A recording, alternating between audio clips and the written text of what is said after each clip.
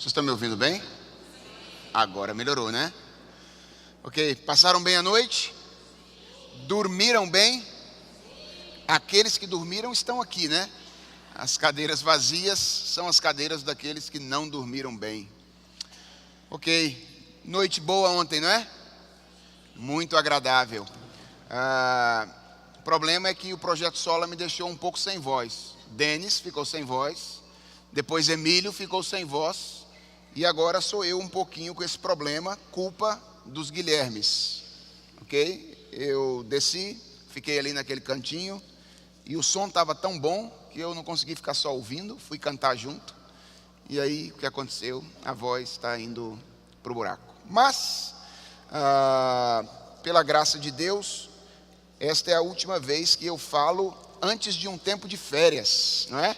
Então não tem problema se a voz for embora hoje, vai dar tempo de recuperar para as nossas próximas atividades. Pois bem, vamos voltar ao texto do Eclesiastes, agora no capítulo 5. Ontem nós conversamos um pouco sobre o segundo capítulo do livro do Eclesiastes, mais especificamente sobre essa primeira parte deste resumo da saga de Salomão em busca do sentido da existência.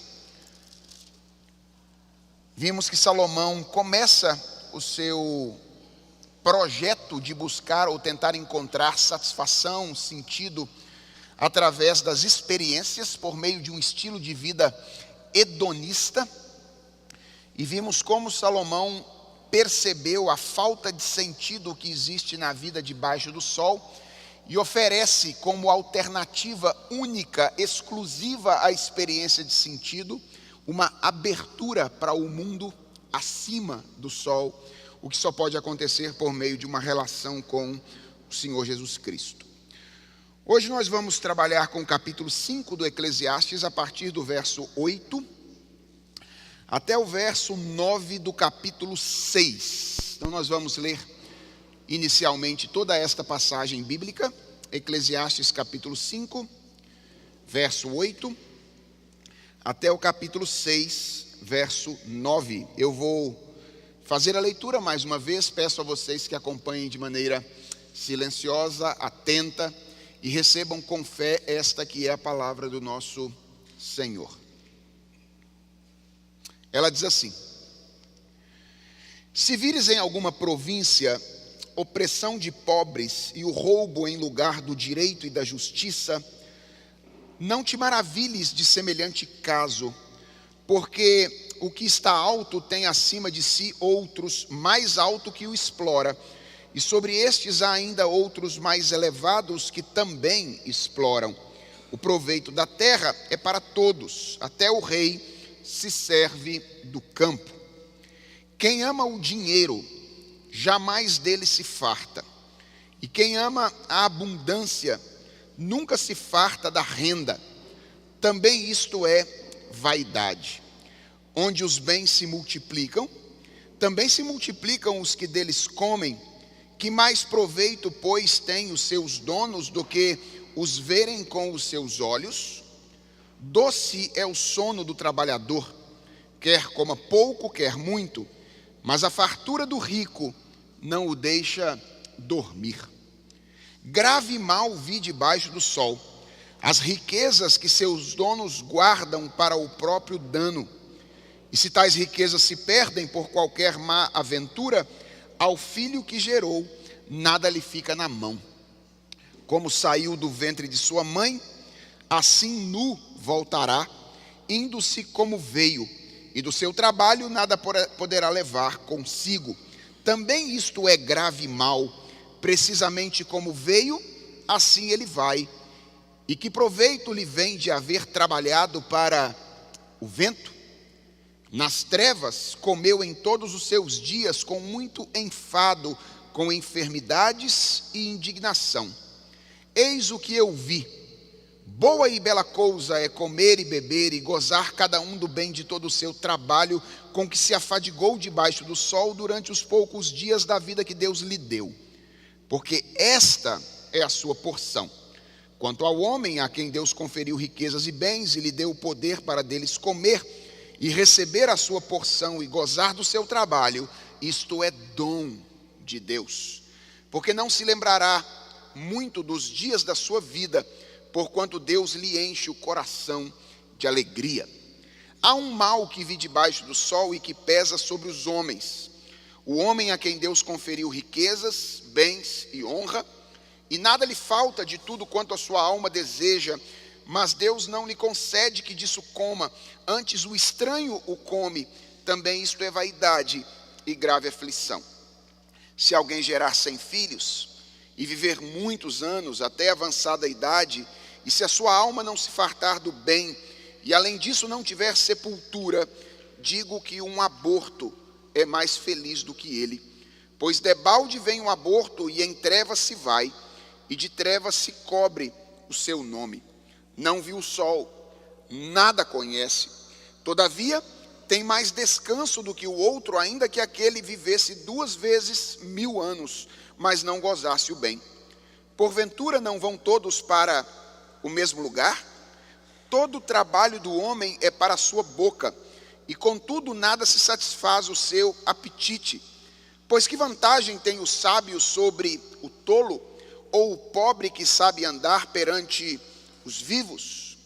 Melhor é a vista dos olhos do que o andar ocioso da cobiça. Também isto é vaidade e correr atrás do vento. Vamos orar mais uma vez, meus irmãos, e falar com o nosso Senhor, pedindo a Ele que nos abençoe durante o tempo de reflexão desta manhã. Vamos fechar os nossos olhos. Senhor Deus, Tu és o nosso mestre. Nós não aprendemos com ninguém a não ser contigo. Onde quer que haja ensino e aprendizagem no mundo criado, Tu estás envolvido. Nós queremos aprender nesta manhã, nós queremos conhecer a Tua palavra, e nós sabemos que isto só será possível com o auxílio do Teu Espírito Santo. É por isso que nós nos achegamos a Ti, encarecidamente, para pedir ao Senhor que Tu nos acompanhes com o Teu Espírito. Nós precisamos de Ti, nós precisamos ouvir a Tua voz, nós precisamos ser alimentados pela Tua palavra, nós ansiamos por isso. E é por isso que nós nos aproximamos de Ti para pedir ao Senhor, fala conosco nesta manhã, ensina o nosso coração, adverte-nos naquilo que precisarmos ser advertidos, corrige-nos naquilo que precisarmos ser corrigidos, encoraja-nos naquilo que nós precisamos ser encorajados. Fala a cada um de nós, Senhor, da maneira como o Senhor sabe e pode fazer. É a oração que nós te fazemos no nome de Jesus. Amém. Gente, uma das coisas que me incomodava bastante quando eu era adolescente e jovem lá no interior de Minas Gerais, é que as pessoas que instruíam adolescentes e jovens, pelo menos no meu grupo naquela época, pareciam se preocupar exclusivamente com um assunto. Que assunto era esse? Sexualidade. Todas as vezes em que alguém ia falar para os jovens, o assunto era esse. Sexualidade. Às vezes a ênfase era tão grande que eu ficava meio entediado e pensando algo do tipo: esses caras devem achar que nós somos como animais, que nós vivemos meio loucos para sair transando por aí com todo mundo que nós vemos pela frente. Bem, certamente sexualidade é um assunto a respeito do qual os jovens cristãos precisam ouvir, a respeito do qual os jovens cristãos precisam aprender. Mas quando sexualidade se torna o assunto exclusivo a ser falado pelos jovens, nós corremos um risco de um efeito colateral. Qual é esse efeito? Nós começarmos a imaginar que se um jovem cristão não enfrenta grandes lutas na área da sexualidade, então tudo está muito bem com ele. Na verdade, é assim que a maioria das pessoas na igreja costuma pensar. Na igreja, todo mundo está muito preocupado com o jovem que é o cara mais despojado, que é o cara mais enamorado pela diversão. Sabe aquele jovem que gosta da noite, das festas, de beber alguma coisa? Esse cara é um cara com quem todo mundo na igreja de alguma forma está incomodado, olhando e preocupado com a vida espiritual dele. Mas poucas pessoas na igreja se preocupam com o cara que está enfurnado nos livros, ou então trabalhando como um louco de domingo a domingo, na gana de garantir o seu futuro. Aliás, frequentemente a maioria das pessoas na igreja se refere ao primeiro como um mau exemplo de juventude cristã, e ao segundo como um grande exemplo de juventude cristã. Mas a pergunta é: será que isso é verdade? Obviamente, é esperado que os jovens cristãos sejam responsáveis no preparo para com a sua vida, no preparo para o exercício da sua vocação. Mas será que todo tipo de envolvimento com essas coisas é saudável? Hoje, eu quero falar com você, jovem cristão, que não tem enfrentado grandes dificuldades na sua vida sexual, que não tem tanto apego a um estilo de diversão que choca os seus irmãos na fé, mas que está se preparando para a vida, sonhando desde já com o primeiro milhão. E eu quero mostrar a você que a busca pelo sentido da existência, numa boa colocação no mercado e num extrato bancário cheio de aplicações rentáveis, está tão destinada ao fracasso quanto a busca de sentido na diversão. Por quê? Porque a experiência de Salomão nos mostra que dinheiro também não traz felicidade. Está aí alguma coisa que nós dizemos com frequência. Todo mundo repete essa frase: dinheiro não traz felicidade. Mas é difícil saber se nós acreditamos nisso de maneira verdadeira. Eu li esses dias num jornal que um jornalista estava conversando com um rapaz que engraxava os seus sapatos a respeito do último sorteio da loteria que havia deixado uma única pessoa absolutamente milionária. E no meio daquela conversa ele olhou para o engraxate e disse: sabe, rapaz, nós estamos aqui conversando sobre isso, mas dinheiro não traz felicidade. O engraxate parou o que estava fazendo, olhou de canto de olho, abriu o sorriso amarelo e disse: eu não vejo a hora de chegar a minha vez de dizer isso.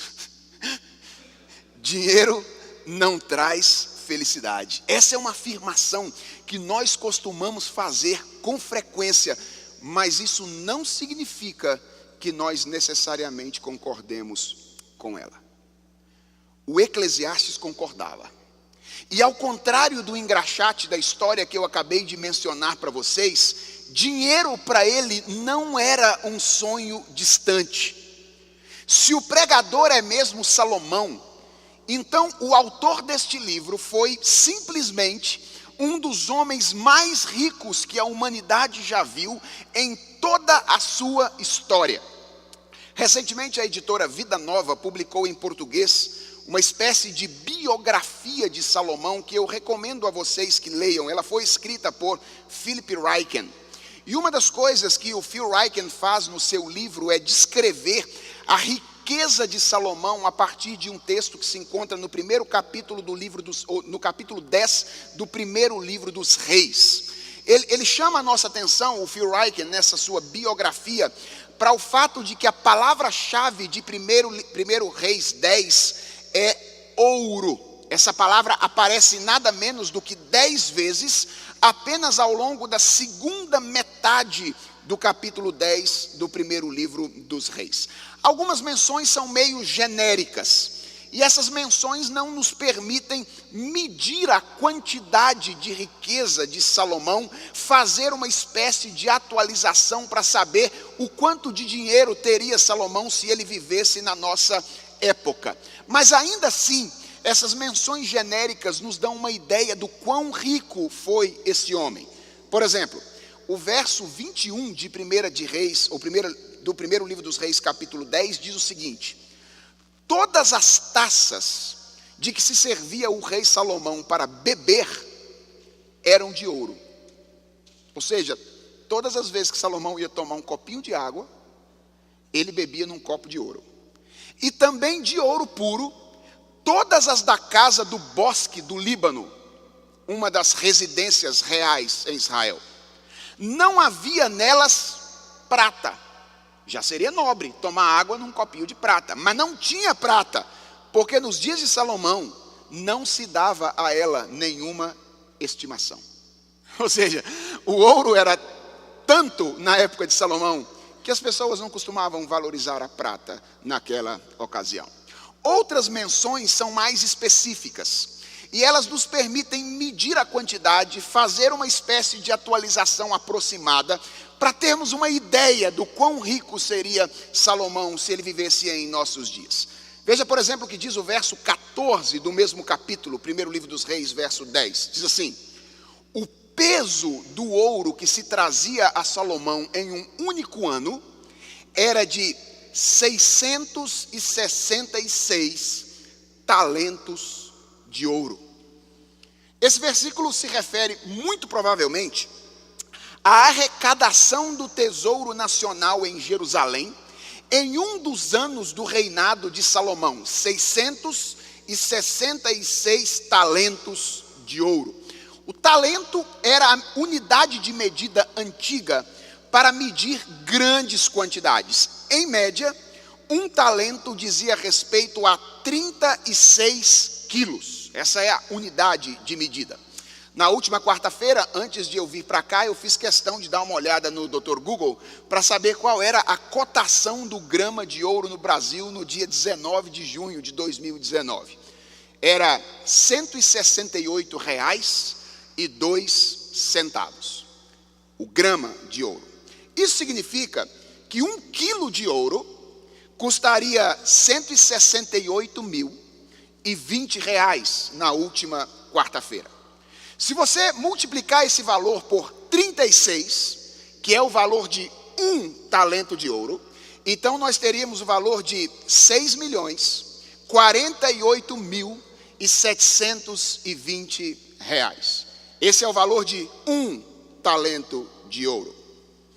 Para termos o valor que Salomão recebeu nesse ano referido pela passagem, nós precisaríamos então multiplicar esse número por 666. O valor total seria alguma coisa em torno de 4.028.447.520 reais. Apenas a título de comparação, o jogador de futebol mais bem pago do mundo atualmente é... Quem é o jogador de futebol mais pago do mundo atualmente? Lionel Messi, atacante do Barcelona, que segundo informações publicadas, recebe anualmente 40 milhões de euros, que convertido dá um total de 173.600.000 reais. Isso significa 23 vezes menos do que o arrecadado por Salomão apenas naquele ano. O meu objetivo ao fazer esses cálculos com vocês não é simplesmente matar a nossa curiosidade. O que eu quero é deixar claro que quando Salomão concorda com a afirmação de que dinheiro não traz felicidade, ele não está fazendo uma afirmação irrefletida.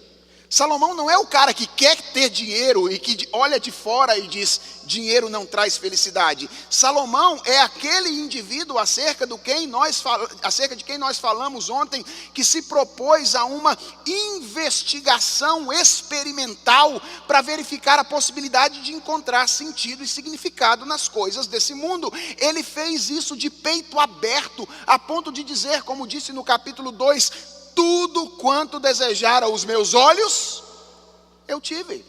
Eu não lhes neguei, mas que concluiu que, de todo o seu esforço, a única conclusão possível é, tudo é vaidade, é correr atrás do vento. Aqui em Eclesiastes 5 e 6, Salomão apresenta algumas reflexões sobre a sua tentativa frustrada de encontrar sentido, de encontrar satisfação plena no dinheiro.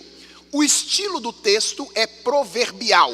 Salomão ajunta aqui uma série de máximas, uma série de provérbios e os arranja de um modo a cumprir o seu objetivo, que é fortalecer essa ideia, a ideia de que dinheiro não traz felicidade. E basicamente, o que eu quero fazer com vocês nesta manhã, nesta mensagem, é perguntar a Salomão, na companhia de vocês, o seguinte: afinal de contas, pregador, por que o dinheiro não traz felicidade? Quais são as razões pelas quais não vale a pena tentar encontrar sentido, significado para a existência na busca pelos bens materiais? E eu quero mostrar a você que Salomão aponta basicamente 4 razões diferentes pelas quais buscar a satisfação no dinheiro não é algo adequado, mas que nós poderíamos ajuntar todas essas 4 razões em uma única, com a qual eu pretendo encerrar a minha mensagem nesta manhã. Então vamos caminhar pelas 4 primeiras razões, ou 4 razões oferecidas por Salomão, pelas quais a busca pelo sentido da existência no dinheiro é uma busca fadada ao fracasso. A primeira razão é que a busca pelo dinheiro é uma busca sem fim. Dê uma olhada no que diz o verso de número 10. Salomão diz aí: quem ama o dinheiro, jamais dele se farta. E quem ama a abundância, nunca se farta da renda. Olha o que ele diz no verso 7 do capítulo 6. Todo o trabalho do homem é para a sua boca, e contudo nunca se satisfaz o seu apetite. Deixa eu fazer uma pergunta a você. Quanto dinheiro nos é suficiente? Quanto dinheiro nos basta? Você sabe a resposta? Eu sei exatamente quanto dinheiro você precisa. Sempre um pouquinho mais do que aquilo que você tem hoje. Essa é a quantidade que você precisa. Quando você trabalha e o seu salário é R$1.000, então você pensa assim: rapaz, se eu recebesse R$2.000, eu resolveria os meus problemas. Aí você é promovido, e o seu salário, ao invés de passar para R$2.000, passa para R$2.500. Você já ficou no lucro, já está além da sua expectativa. E a pergunta é: você fica satisfeito? Por um tempo, sim. Durante algum tempo você fica satisfeito, mas alguns poucos meses são suficientes para que você comece a pensar assim: cara, ganhar R$2.500 é bom, mas já imaginou o que seria ganhar 5? Olha, se eu ganhasse 5, eu acho que eu nunca mais falaria em dinheiro. E aí você recebe uma nova proposta de emprego e passa a receber aquilo que você tanto sonhava.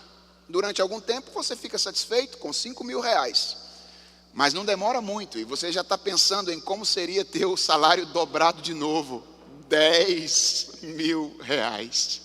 E se você ganhasse 10, você já sonharia com os 20. E se você ganhasse com 20, você sonharia com os 30. E se você ganhasse 30, você sonharia com os 40, com os 50. Porque é assim. A busca pelo dinheiro é uma busca sem fim. Não existe nenhum momento em que nós nos satisfazemos a ponto de dizer: basta, agora eu tenho o suficiente, agora eu não quero mais, agora eu não preciso mais. Tentar saciar a sede humana com dinheiro é como tentar matar a sede bebendo água do mar.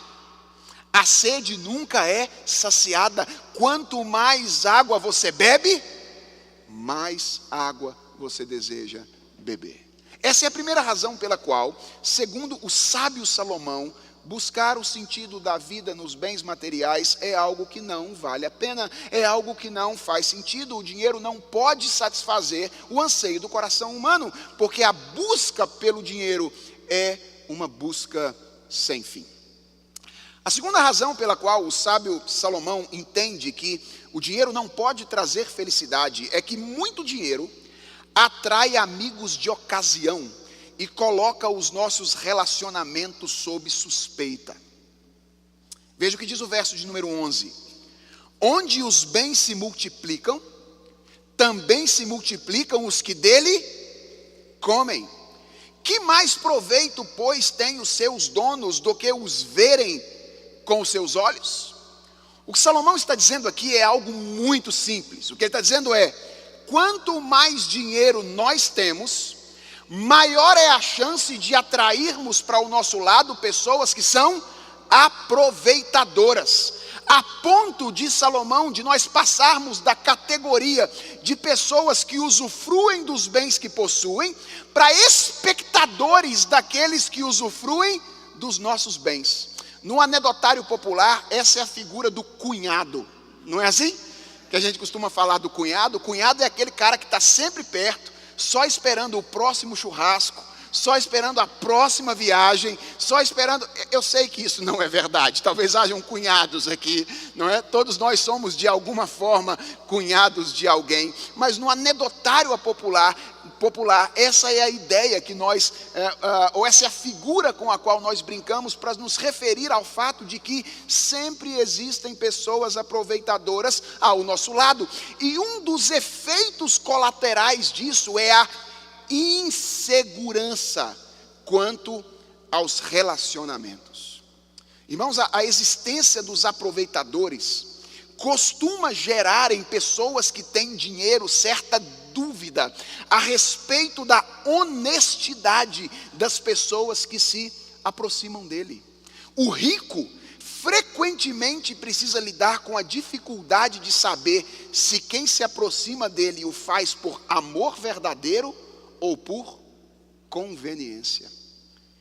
E de repente ele confia em pessoas que se aproximam dele com o objetivo de aproveitar do que ele possui, e duvida de pessoas que se aproximam dele verdadeiramente por amor, reputando a elas uma aproximação que visava aproveitamento. Essa é a segunda razão pela qual o dinheiro não traz felicidade. É que o dinheiro, ou muito dinheiro, costuma atrair amigos de ocasião e colocar os nossos relacionamentos sob suspeita. A terceira razão pela qual, segundo o sábio Salomão, o dinheiro não traz felicidade, é que o dinheiro não elimina as preocupações e a ansiedade. Frequentemente a razão pela qual nós vivemos em função de dinheiro, frequentemente a razão pela qual nós jovens cristãos pensamos: se eu tiver dinheiro, então eu estarei satisfeito, é que nós temos a ideia, nós temos a crença de que quem possui muitos recursos está isento de problemas, está isento de preocupações, está isento de ansiedade. Mas veja como Salomão afirma que isso não é verdade. Aí no verso 12 do texto que nós lemos, ele diz: doce é o sono do trabalhador, quer coma pouco, quer muito, mas a fartura do rico não o deixa dormir. Veja, se alguém aqui pensa que vai ter menos preocupação, que vai ter menos ansiedade quando tiver mais dinheiro, eu sinto muito dizer a você que você está enganado. O que Salomão está dizendo aqui no Eclesiastes é que quem tem dinheiro está tão ou mais sujeito às preocupações e ansiedade do que aquelas pessoas que não têm. Eu sei, quem não tem dinheiro tem medo, tem ansiedade pela possibilidade de não ter o necessário para a sua subsistência amanhã. Mas quem tem dinheiro não está livre de preocupação. Quem tem dinheiro não está livre do temor. Quem tem dinheiro não está livre da ansiedade. Ele sofre do receio de perder aquilo que tem. Quando a bolsa dá uma queda, então o coração de quem tem dinheiro começa de alguma forma a ficar trêmulo. A imagem do rico pintada aqui por Salomão é a de um homem inquieto. Essa é a imagem que Salomão pinta aqui. A nossa tradução não ajuda muito, mas aí no verso de número 13, onde nós lemos o seguinte: grave mal vi debaixo do sol, as riquezas que seus donos, presta atenção nesse verbo, guardam para o seu próprio dano. Nós deveríamos ler numa tradução mais literal: grave mal vi debaixo do sol, as riquezas que seus donos vigiam para o seu próprio dono. Ao invés de guardar, o verbo literal aí é vigiar. Essa é a descrição que Salomão faz do rico, de um homem que está o tempo inteiro com os olhos colocados na quantidade de recursos que ele tem, com medo de perder aquilo que ele possui. Os ricos, portanto, assim como os pobres, estão sujeitos às preocupações e à ansiedade. Então, até aqui, Salomão já nos ensinou, em primeiro lugar, que dinheiro não traz felicidade, porque a busca pelo dinheiro é uma busca sem fim.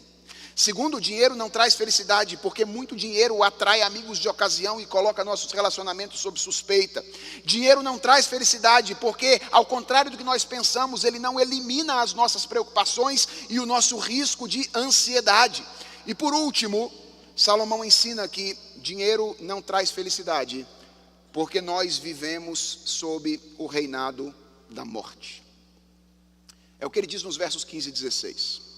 Ele diz assim: como saiu do ventre de sua mãe, assim nu voltará, indo-se como veio, e de seu trabalho nada poderá levar consigo. Também isto é grave mal, precisamente como veio, assim ele vai, e que proveito lhe vem de haver trabalhado para o vento? Essa é a última razão pela qual a busca pelo dinheiro não pode conduzir o homem à plena satisfação, porque dinheiro é um bem temporal. É verdade, dinheiro é uma coisa importante, sobretudo numa sociedade capitalista na qual nós vivemos e nós trabalhamos com a moeda. Ele é importante, inclusive, para que nós sirvamos a Deus nesse mundo de modo adequado. Ele é importante para enriquecer a nossa vida e para que nós enriqueçamos a vida uns dos outros. Mas o que Salomão está dizendo nos versos 15 e 16 é que não existe aplicação financeira que possa ser resgatada na eternidade. Não existe. Todas as aplicações financeiras terão que ser resgatadas do lado de cá da eternidade. A fé cristã não é herdeira da mentalidade dos faraós, a mentalidade egípcia, que eram sepultados juntos com os seus bens dentro das suas pirâmides, com o objetivo de valer-se no mundo vindouro daquilo que eles acumularam no mundo presente. Como cristãos, nós sabemos que nós nada trouxemos deste mundo, e sabemos que nós nada levaremos deste mundo. Eu vi os meus 2 filhos nascerem, tive o privilégio de participar daquele belíssimo momento do parto, não é? Sim, eu tive coragem de ver absolutamente tudo. Sim, foi um pouco difícil, mas eu estava lá. Eu posso garantir a vocês, meus filhos não trouxeram absolutamente nada da barriga da mãe deles. Eu os vi chegar. E se algum outro pai viu o filho chegar aqui, sabe, eles vieram sem absolutamente nada. Graças a Deus eu não tive o desprazer de sepultar pessoas muito, muito próximas ainda do meu núcleo familiar. Mas eu já tive o desprazer de sepultar pessoas um pouco mais distantes, como, por exemplo, tios e até alguns de meus avós. E eu posso garantir, o final dos bens que eles adquiriram foram de todos um processo de inventário. Ou seja, nenhum dos caixões que eu vi na minha vida dos meus parentes tinha algum lugar para guardar alguma coisa para eles usufruírem na vida futura. Os bens que eles adquiriram nesse mundo todos terminaram num processo de inventário. E eu posso dizer para vocês que geralmente com alguns problemas familiares, okay? Porque geralmente processos de inventário não são processos tão simples assim. Por que é que dinheiro não traz felicidade? Essa é a resposta do sábio Salomão, do homem que se lançou na busca pela satisfação e pela felicidade, experimentando inclusive uma quantidade enorme de riquezas, como nós vimos até aqui. 4 razões. Dinheiro não traz felicidade porque a busca pelo dinheiro é uma busca sem fim. Dinheiro não traz felicidade porque dinheiro atrai amigos de ocasião e coloca relacionamento sob suspeita. Dinheiro não traz felicidade porque dinheiro não elimina preocupações e ansiedade. Dinheiro não traz felicidade porque nós vivemos debaixo do reinado da morte. Salomão oferece 4 razões.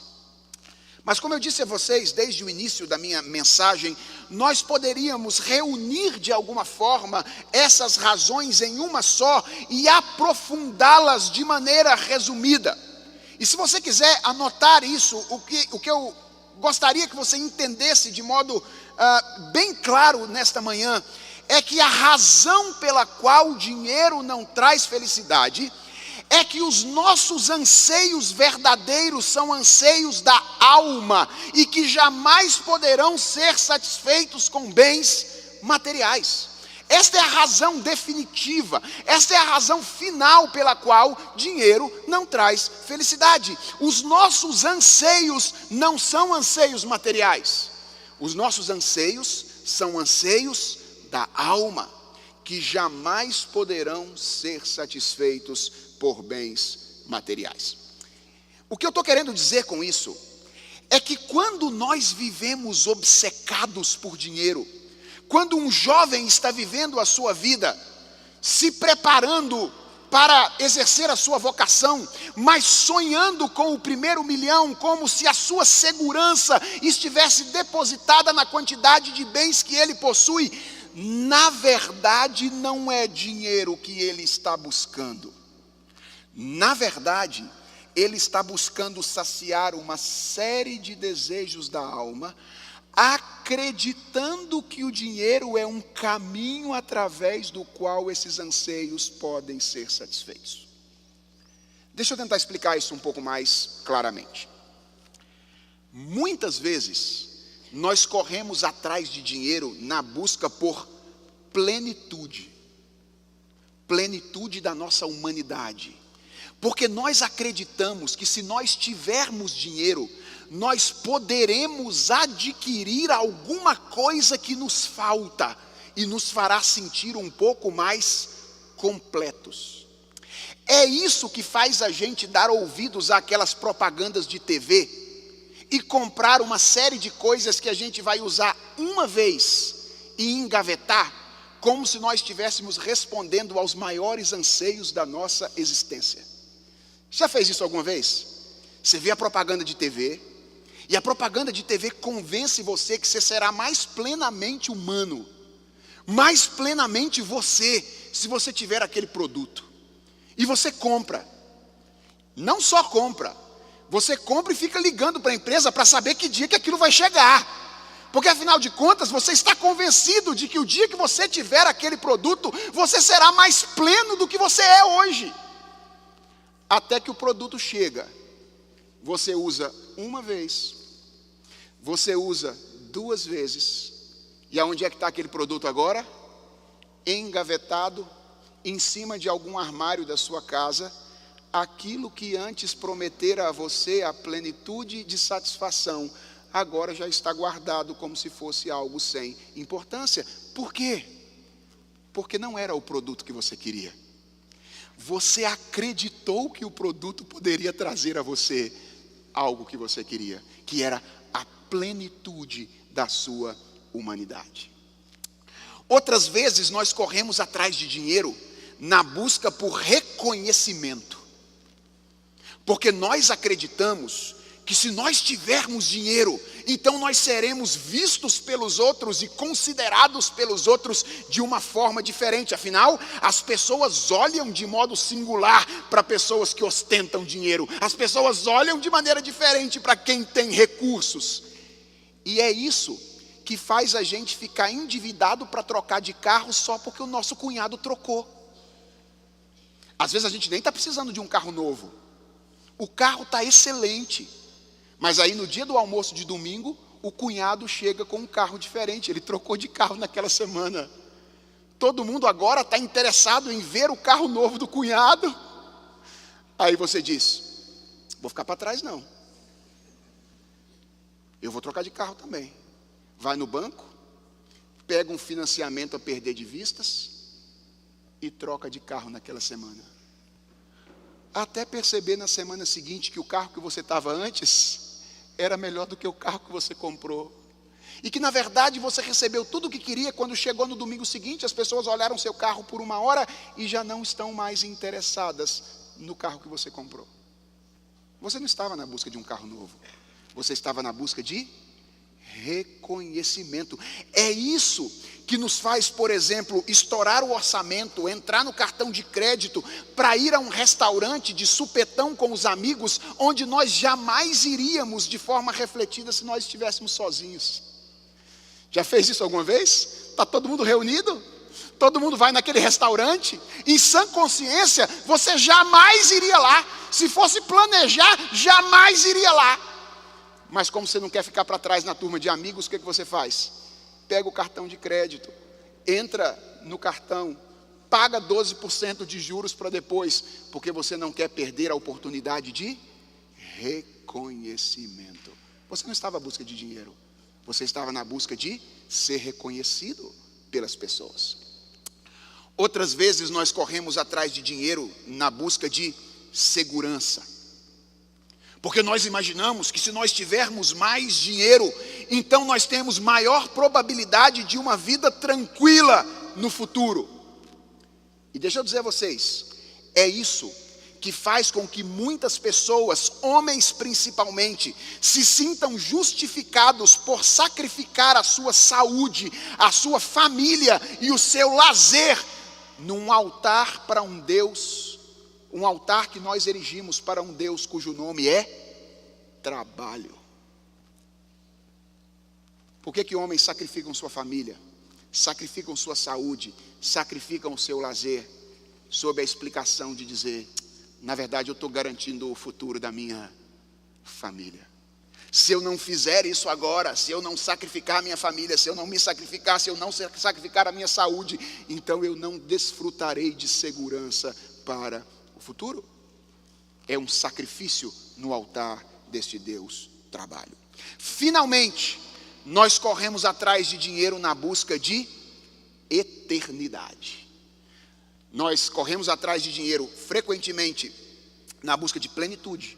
Nós corremos atrás de dinheiro na busca de reconhecimento.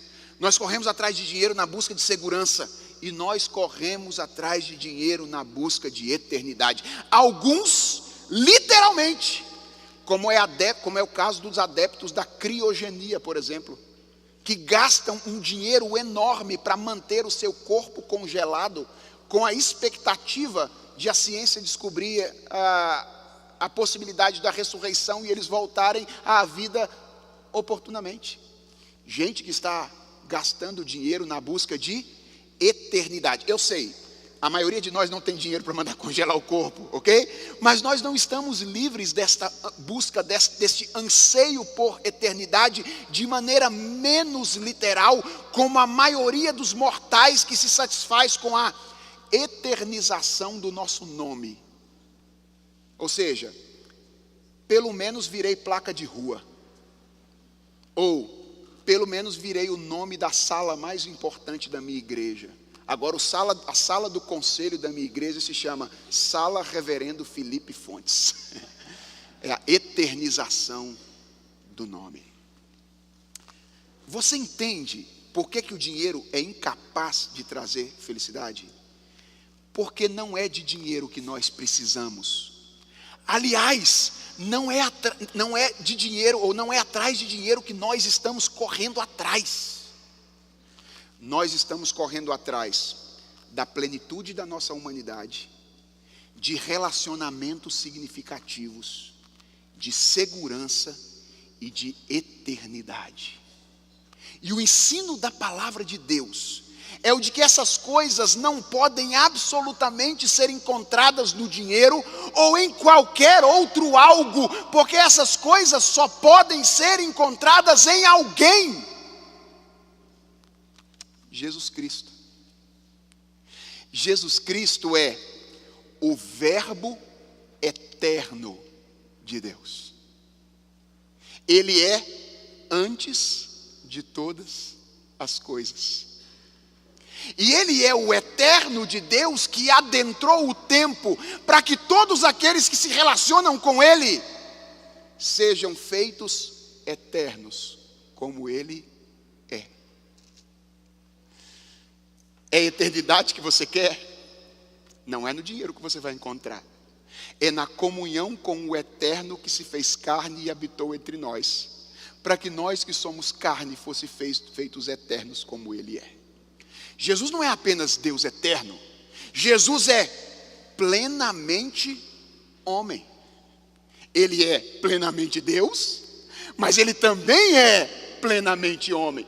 E quando nós nos unimos a Jesus, nós não experimentamos apenas algo da sua divindade, mas nós experimentamos a plenitude da nossa humanidade.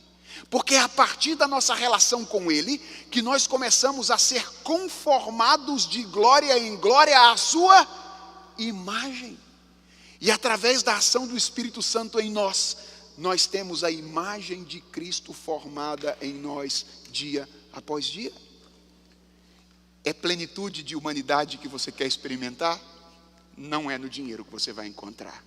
É na relação com aquele que, sendo plenamente Deus e plenamente homem, comunica a você o que é ser humano de modo pleno e perfeito. Mas Jesus não é apenas o Deus eterno. Jesus não é apenas o plenamente homem. Jesus é aquele que veio para oferecer o sacrifício por meio do qual nós adentramos em um relacionamento significativo, duradouro e seguro com Deus. A ponto de o apóstolo Paulo dizer que, justificados mediante a fé, nós temos paz com Deus. Nós que antes éramos inimigos de Deus, estávamos fora do relacionamento com Deus, agora temos o Pai revelado para nós através do Filho, e somos recolocados nessa comunhão da Trindade por meio da relação com Ele. Porque Ele mesmo nos disse que ninguém conhece o Pai senão o Filho, e aquele a quem o Filho o quiser revelar. Relacionamento significativo com Deus, para o qual nós retornamos por meio da obra de Jesus Cristo, não apenas significativo, mas relacionamento duradouro, a ponto do apóstolo Paulo dizer que agora, para aqueles que estão em Cristo Jesus, não existe mais nenhuma condenação. Em outras palavras, o que você está procurando não é dinheiro. O que você está procurando é plenitude de humanidade. O que você está procurando é segurança. O que você está procurando é relacionamento significativo. O que você está procurando é eternidade. E essas coisas não podem absolutamente ser encontrado ou ser encontradas em nada que está presente nesse mundo criado. Pelo que Jesus é e pelo que Jesus fez, Ele pôde dizer, como de fato disse a mulher samaritana, e diz a cada um de nós nesta manhã: quem beber da água que eu lhe der, jamais terá sede de novo. Quem beber da água que eu lhe der, jamais terá sede de novo. Irmãos, dinheiro não é necessariamente um mal, ok? Dinheiro não é necessariamente um mal. A Bíblia diz que o amor ao dinheiro é a raiz de todos os males e não simplesmente o dinheiro. Dinheiro é uma coisa boa, que nos permite desfrutar da criação de Deus e conhecê-lo melhor servindo ao próximo. Mas o que eu quero mostrar para vocês nesta manhã é que, como tudo aquilo que é bom, o dinheiro pode se tornar um ídolo, capaz de desviar o nosso coração da nossa verdadeira fonte de sentido. E isso não é alguma coisa que acontece apenas com adultos. Isso também é uma coisa que acontece com jovens. O fato de você não ter grandes problemas ou enfrentar grandes tentações na área sexual nesse momento da sua vida, e estar focado nos estudos, e estar focado no trabalho, trabalhando de domingo a domingo, não significa que esteja tudo muito bem com você. Eventualmente, sua tentação só é diferente. Enquanto muitos jovens estão tentando encontrar significado e satisfação numa vida louca, você talvez esteja tentando encontrar satisfação numa vida um pouquinho mais organizada. E o que Salomão tem para dizer a você nesta manhã é: você não vai encontrar aí também. Como ontem à noite, ele levanta o dedo em riste, bota o dedo na tua cara, dá uma risadinha de lado e diz: não vai rolar. Aqui não vai rolar, porque não é isso que você está buscando. Aquilo que você está buscando só se encontra na comunhão com Jesus Cristo. Mas porque dinheiro não é uma coisa ruim, eu quero encerrar a minha mensagem nessa manhã com duas sugestões bem práticas, vindas da própria percepção de Salomão sobre como nós devemos nos relacionar de maneira saudável com o dinheiro, para evitar que ele nos afaste da relação com o Senhor. E a primeira dica, primeira sugestão prática é: aprenda a dádiva do contentamento, a dádiva da gratidão. Irmãos, uma das razões pelas quais nós somos extremamente tendentes ao materialismo é que nós acreditamos na ideia de que ser feliz significa ter aquilo que se deseja. Daí nós olhamos para nós mesmos e dizemos: eu jamais vou ser feliz. Salomão propõe uma revisão. Ele diz aí no verso 9 do capítulo 6 o seguinte: melhor é a vista dos olhos do que o andar ocioso da cobiça. Numa tradução mais simples, melhor é ficar satisfeito com o que os olhos veem do que ficar sonhando com aquilo que você não tem. Essa é a proposta de Salomão. O homem feliz, redefina a sua noção de felicidade, não é aquele que pode ter tudo o que deseja, é aquele que deseja tudo aquilo que tem.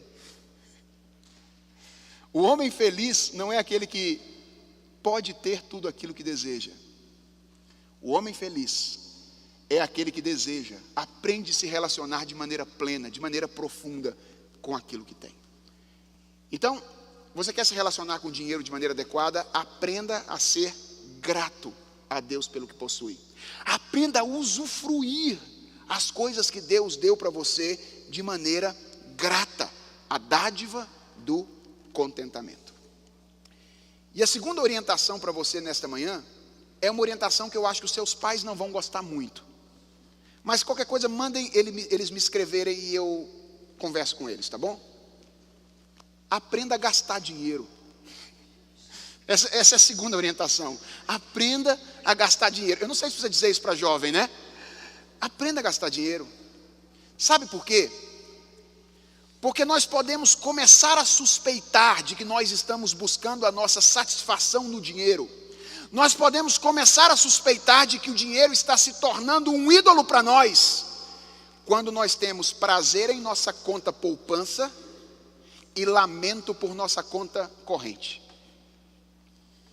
Quando isso acontece conosco, ou seja, quando cada aplicação é motivo de alegria e cada despesa se torna um peso, esse é um sinal de que o dinheiro está tomando conta do seu coração. Então, aprenda a se alegrar na conta corrente. Ao invés de dizer assim: nossa, estou gastando muito esse mês. diga: que bom que Deus está me dando condições para comprar todas as coisas que preciso esse mês. Veja, eu não estou sugerindo que você seja irresponsável. Seja responsável no uso dos seus recursos, mas ouça o que diz Salomão no verso 3 do capítulo 6. Se alguém gerar 100 filhos e viver muitos anos até avançada idade, e se a sua alma não se fartar do bem, e além disso ele não tiver sepultura, olha o que diz Salomão: eu digo que um aborto é mais feliz do que ele. Ou seja, se alguém viver para juntar dinheiro, e no final da vida chegar à conclusão de que juntou, e não usufruiu daquilo que juntou, aquela criança que não chegou a nascer é mais feliz do que essa pessoa. Por quê? Porque dinheiro é meio, dinheiro não é fim. Dinheiro existe para nos permitir desfrutar das coisas boas e belas que Deus criou para nós. Então, passeie, vá fazer viagens. Compre o CD do Projeto Sola. Compre o meu livro também que está lá atrás. Ok? Gaste dinheiro. Vá em bons restaurantes. Vá passear com as pessoas. Frequente bons parques. Use aquilo que Deus te dá. Faça isso de maneira responsável, para usufruir das dádivas de Deus no mundo. Só um parêntese. Faça isso considerando além de você os outros. Ou seja, gaste dinheiro não apenas com a sua satisfação pessoal. Gaste dinheiro para atender pessoas necessitadas que estejam vivendo perto de você. Porque dinheiro é fim ou é meio, não é fim. É um meio através do qual nós glorificamos a Deus, servindo ao nosso próximo. Então, minha primeira sugestão a você, para você se relacionar bem com dinheiro, é: aprenda a ser grato a Deus. Tenha um coração agradecido por tudo aquilo que Deus te dá. E depois, aprenda a gastar dinheiro. Use os recursos que Deus colocou na sua mão e seja feliz. Vamos orar? Deus, obrigado pelo testemunho de Salomão mais uma vez. Este homem que teve muito dinheiro, muitos recursos. Nenhum de nós, Senhor, tem aquilo que Salomão um dia teve. Mas esse homem nos escreveu, nos deixou esta passagem bíblica, na qual ele nos ensina que dinheiro não traz felicidade. Senhor, muitas vezes nós temos acreditado nisso. E nossa oração nessa manhã é que Tu nos convenças de que não é isso que precisamos. E nem é disso que nós estamos correndo atrás. Ensina-nos, Senhor, nesta manhã, que nós estamos correndo atrás de saciar os anseios do nosso coração. E que os nossos anseios do coração não podem ser saciados por outra coisa, senão a relação com o Senhor Jesus Cristo, que nos recoloca na relação contigo. Nós queremos, Senhor, que Tu sejas o nosso maior bem, que Tu sejas o nosso maior tesouro, a ponto de dizermos, como aprendemos ontem, que se o Senhor é o nosso pastor, nada nos falta. Nós temos tudo. E a nossa oração é que Tu nos ensines a ser gratos. Quer o Senhor nos dê pouco, quer o Senhor nos dê muito, ensine-nos a ser grato. E ao invés de ficar desejando o que outros têm, ensina-nos, ó Deus, a desejar o que Tu colocaste nas nossas mãos. E não fazer isso de forma final, mas fazer isso como meio através do qual nós desfrutamos das dádivas que o Senhor nos deu neste mundo. Senhor, ensina-nos a alegrar-nos quando nós gastamos dinheiro. Dinheiro tem um poder de fascinar o nosso coração. Nós olhamos para os nossos investimentos às vezes, sonhamos com eles, que eles aumentem a tal ponto de que nós nos sintamos seguros. Nós queremos ficar livres dessa tentação do pecado. E nós queremos usar este meio que o Senhor mesmo nos deu para conhecer melhor ao Senhor, desfrutando do mundo que tu criaste. Então, Senhor, ensina-nos a nos alegrar nas nossas despesas, tanto quanto nós nos alegramos nos nossos investimentos. Ensina-nos